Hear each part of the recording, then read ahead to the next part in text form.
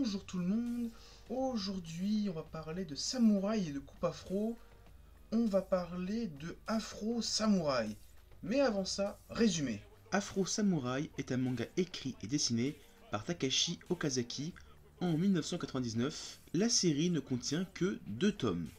La série a eu droit à une adaptation animée en 2007 avec 5 épisodes produits par le studio Gonzo. Et en 2009, elle a eu droit à un film d'animation. Mais de quoi ça parle Afro Samouraï ? Eh bien, laisse-moi 30 secondes, j'y arrive. Dans une sorte de Japon médiéval alternatif, on suit les aventures de Afro, un samouraï black, accompagné de son pote Ninja, un ninja black avec une afro blanche.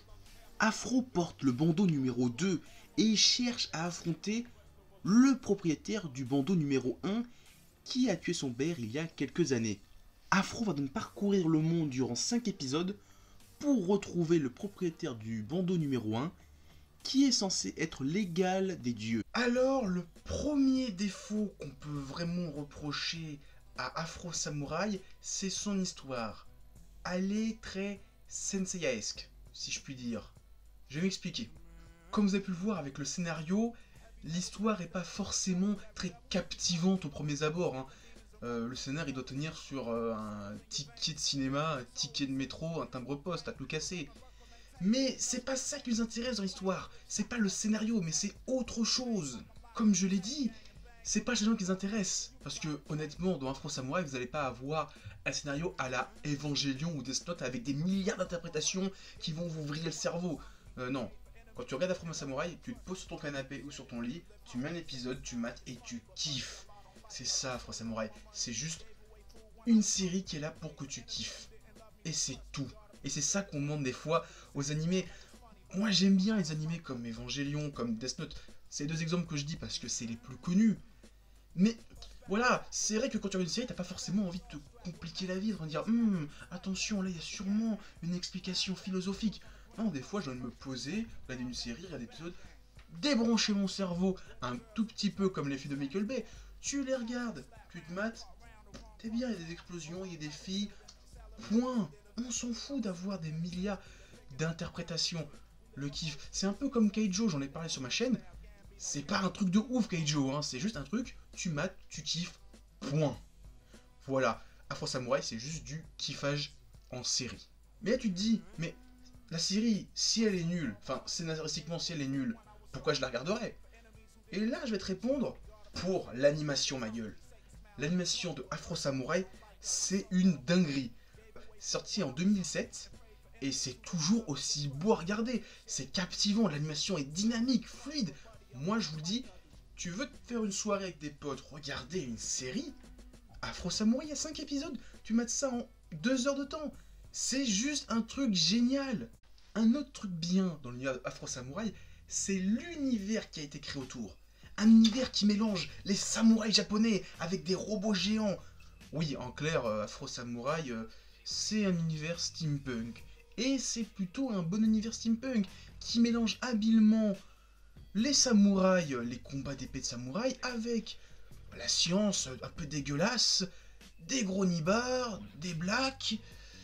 Oui, vous allez voir dans quelques instants, Afro Samurai c'est aussi un pataquès de plein de sous-genres. Oui, Afro Samurai c'est le mélange de 5 genres de la pop culture. On a le Black Exploitation. Donc pour ceux qui savent pas ce que c'est le Black Exploitation, ou Black Exploitation, c'est des films qui mettent en scène des blacks, des gens afro-américains, africains. Voilà.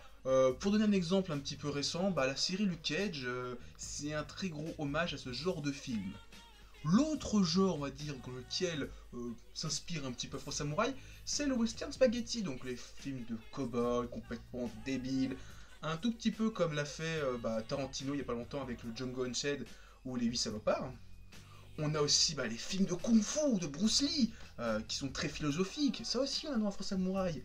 On a quoi d'autre? Eh ben, les combats d'épée, les katanas, tout ça. Donc là je vous dirais Akira Kurosawa, qui a fait un bon paquet de films de samouraï. Je pourrais pas tous vous les citer, mais il y a quoi? Il y a les 7 mercenaires. Donc ça c'est un très bon film, j'en parlerai un de ces 4 sur ma chaîne, mais Je suis qu'un être humain, je peux pas tout parler. Et il y a quoi d'autre? J'ai dit 5. Ben, l'animation japonaise, la violence des animés japonais, comme Okuto no Ken. Voilà, donc t'imagines, là je te vends du rêve. Black d'exploitation, western spaghetti, combat de ninja, tout ça, combat d'épée, animation japonaise. Si avec ça t'as pas envie de regarder la série, bah... Je vais le dire encore une fois, mais casse-toi de la chaîne, fais quelque chose de ta vie, parce que là, il y a tout pour te vendre du rêve, mec. Non? Ah, mais je sais, il y a encore une chose que je pourrais te dire pour te vendre la série. La bande-son du R&B, franchement. Bon, Samurai Champloo l'a déjà fait, il a fait le mix entre le rap, le hip-hop et les samouraïs. Voilà, c'est pas très original, mais voilà, hein, le refaire de temps en temps, c'est vraiment cool. Surtout que, bah, pour une fois, bah, on a un personnage afro-américain, donc on va dire que ça colle un petit peu encore plus avec le délire hip-hop, tout ça, le R&B. Ça, je salue. Mais ce qui est encore plus fort dans cette série, plus que la bande-son, c'est le doublage. Dans le rôle de Afro et de son pote Ninja Ninja, on a la voix de Samuel L. Jackson, le mec qui a fait Nick Fury dans le Marvel Cinematic Universe. Si c'est pas dingue ça? Mais surtout dans cette série, celui que je kiffe, c'est Justice. Le mec qui le double, c'est Ron Perlman. Ron Perlman, qui c'est? C'est le mec qui a donné sa gueule à Hellboy dans le film de Guillermo del Toro, les 2 films. Il joue aussi dans un de ses films, Pacific Rim, où il fait un trafiquant d'organes, mais c'est surtout un des personnages principaux de la série Sons of Anarchy, qui est une série que je vous conseille, c'est juste énorme, c'est sur les motards, pour faire simple, hein, c'est sur les gangs de motards, et il joue super bien. Il a une gueule de biker déjà, ce mec. Il a une gueule de brigand, tu le vois, et il va te défoncer ta gueule. Et ben moi je kiffe ce personnage. Et franchement, son personnage Justice, il est juste cool. Mais le truc de ouf dans cette série, c'est quand même de mettre en avant un personnage afro-américain. Car oui, on peut se dire, oui, mais on est en 2016, les personnages afro-américains, il y a l'égalité. Ouais, tout ça, mais bon, cite-moi des personnages des séries très connues, que sont Dragon Ball, One Piece, Naruto, Bleach, tout ça, qui sont afro-américains. Pas beaucoup, surtout que c'est même pas des personnages principaux là, pour la plupart. Et oui, on est en 2016, et pourtant, ben, dans les animés japonais, ça reste quand même des personnages japonais. En même temps, c'est normal. Les mangas, c'est quand même pour un public japonais. Ils vont pas mettre des personnages complètement étrangers pour nous faire plaisir. Il y a des séries qui le font. On va dire Shingeki no Kyojin, c'est un des exemples les plus connus.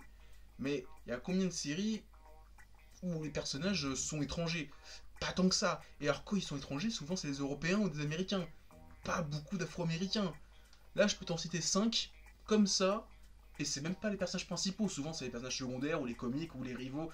Mais non, à part Afro, je crois que c'est le seul personnage afro-américain, ou black, on peut dire, qui tient le rôle principal, et où même il y a d'autres personnages de couleur. Tout d'abord, on a Bob, de la série Enfer et Paradis, donc qui est le pote du héros. Voilà, il tient plus le second rôle que le rôle principal, mais ça reste un personnage afro-américain dans une série. Ce qui est plutôt pas mal, surtout qu'il est plutôt balèze, c'est pas le comique, c'est plutôt une grosse brute. Bon, même si plus la série avance, plus il sert à rien dans la série, c'est dommage, ils l'ont relégué au second rôle, alors qu'il est plutôt comique. Bon, même si la plupart des blagues, c'est j'ai une grosse bite, je suis un black. Voilà. C'est dommage. Oui, 2016 les mecs. Le monde n'a pas encore évolué. Il y a aussi Chocolove, l'un des personnages principaux de la série Shaman King. Bon, il y a aussi Opacho, mais bon, lui on s'en fout un petit peu. Chocolove, au début de la série, c'est un petit peu le comique, le truc insupportable qui fait des blagues même pas drôles. Mais plus la série avance, plus il devient stylé, il gagne en maturité, et bon, à la fin, c'est comme l'un des 5 personnages principaux de la série. Quand même, on était dans les années 90. À cette époque-là, voilà, il n'y a pas beaucoup de séries avec des blacks en tête d'affiche. Donc quand même. On a aussi Kirik Roog, un des personnages de la série Soul-Eater. Bon, c'est un personnage secondaire, mais il est plutôt stylé, hein. Il se bat avec un point en feu et un point en foudre. Moi, je trouve ça cool. Mais bon, il reste dans l'ombre de Death the Kid, de Makai, de Blackstar, hein. En même temps, c'est eux le trio de base de la série. Lui, c'est un petit peu le trio secondaire. J'aimerais bien voir un jour un spin-off sur sa gueule, ou même des trois, hein, que sont lui, et, le mec qui fait de la foudre, et la meuf qui a une lanterne en feu. On a aussi Panther, le rival de Sena Kobayakawa, dans la série Aishil 21. Voilà, lui en plus il souffre du fait qu'il soit black et qu'il joue un sport qui a fait pas beaucoup d'afro-américains. On lui dit tu devrais jouer au basket. Ben voilà, hein, c'est un personnage qui est plutôt cool, et encore une fois afro-américain, et quand même que n'empêche, pourquoi les grosses hits vous ne faites pas ça? On a juste Mister Popo, et je suis sûr qu'il est pakistanais, qui s'est juste maquillé. Et pour finir, on va dire ce petit classement de personnages, on va dire afro-américains, black, tout ça, bon, c'est un métis, mais ça compte un petit peu. On va parler de Kevin, vous savez, un des personnages de Belly Bat, donc pas le héros d'origine, hein, qui est japonais, mais au bout d'un moment il a un successeur qui s'appelle aussi Kevin, et qui est lui afro-américain. Bon, son père est blanc, sa mère est black, mais bon, il reste afro-américain. Donc voilà, même dans les seinen, ils arrivent à mettre des personnages de couleur en avant. Pourquoi pas dans les shonen super mainstream? Mais les mecs, sortez-vous le dos du cul, il n'y a que Afro Samurai pour l'instant. Et bon, vu la violence, c'est quand même une série qui est plus seinen que shonen. Donc moi j'ai hâte de voir une série avec des personnages de couleur mis en avant, qui soient importants, intéressants.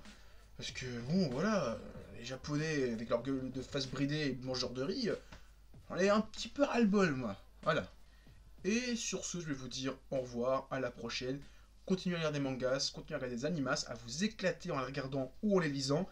Et je vous dis à la prochaine pour une émission qui sera sous le signe du rose. Vous allez très vite comprendre pourquoi.